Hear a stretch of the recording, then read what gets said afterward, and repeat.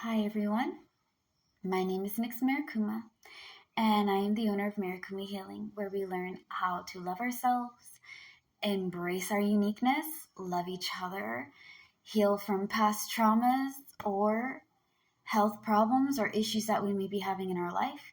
I do card readings, I read your hands, the lines in your palms, as well as offer counseling and advice. Now, that being said, we are going to be reading from the complete Grimoire by Lidia Pardas. She is also the creator of Wiccan Tips. All right.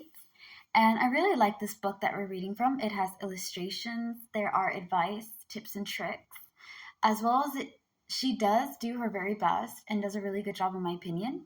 All right, my opinion about getting it to where you can understand it a little bit. Okay, because there's different viewpoints in witchcraft. There's different points on how to start, and everybody has their own way on how the journey should begin. Okay, at the end of the day, it's up to you. And yes, you do choose to be a witch. At the same time, I feel like it's chosen you. Like you choose each other in this journey. All right, we're going to talk about inner energy and how to project it. Jesus, jumping Jehoshaphat, man. The universe is formed by energies and their interactions, and so is our body. The relationship between the yin and yang and a human body is complex and creates a unique polarity in each person. Qi is vital energy, or as we're going to call it, inner energy. Okay? I'd rather say chai, but not everybody knows about. I'm sorry, chi. Chi. Not everybody knows about chi. I promise you guys we'll get into that much later on about how to kind of like navigate that a little bit more. Okay? All right. Or inner energy that serves as a source of yin and yang. Our bodies have the ability to generate it, so we have the ability to create it. Okay? To go over there and use both our goodness and our rawness, our shadow and our lights. Okay? Because when it comes to yin and yang, I consider it with our yin and yang is our light and our shadow selves, okay, our masculine and feminine selves. Because in my opinion, every man, woman, and person has both masculine and feminine energies. Whether some people believe that they don't, and that is okay. They are entitled to it. I am not saying that everybody that doesn't agree with me is wrong. I'm not doing that. I'm not that kind of person. Now, some things I will say that on, okay? Like some things, y'all are just wrong. Going over there and being bigots and hating everybody because they're not you. Now, come on. Come on now. We're all adults. Don't be that person. Jesus.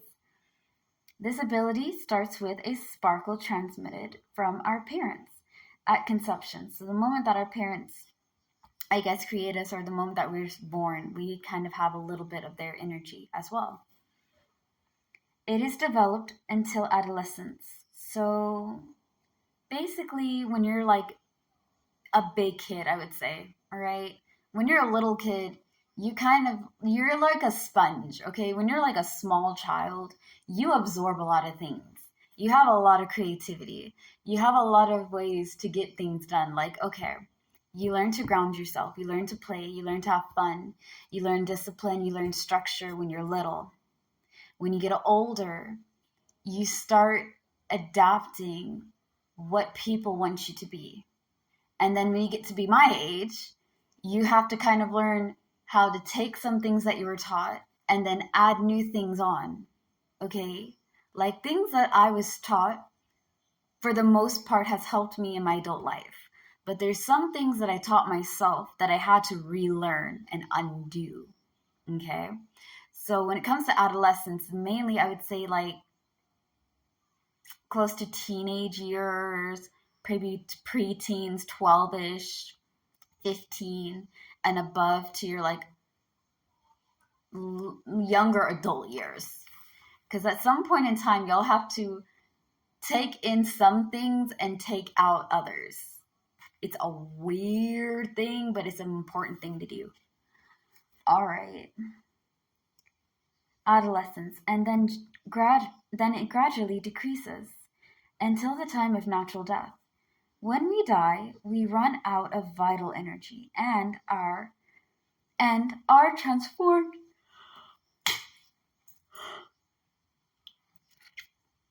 I'm not tired. I'm just lazy, I guess. Now where was I? Jumping Jehoshaphat. And then it gradually decreases until the time of natural death. When we die, we run out of vital energy and are transformed into other types of energies. As we return to Mother Earth, living requires inner energy. Think of it as fuel that allows us to function. There are some activities that consume more energy than others. For example, unhealthy eating habits, mental and physical exhaustion, illnesses, overindulging, and natural effects of aging all decrease the amount of inner energy in our bodies, which is true. Okay, like now that I read this one, I'm gonna try to say it like this. Think of it, a lot of you guys play video games, okay? And when I was younger, my mom or like one of my friends used to tell me that life is like a video game. It's like it's like a poker game and a video game, all right? It's a poker game because you don't know which cards you have. And sometimes you get dealt with really bad cards. Some people get dealt with really good cards, but sometimes when you have those bad hands, you have to play what you got and you got to work with what you have. All right. And it's a video game because each time you overcome an obstacle or a difficulty or something that was supposed to break you, you level up.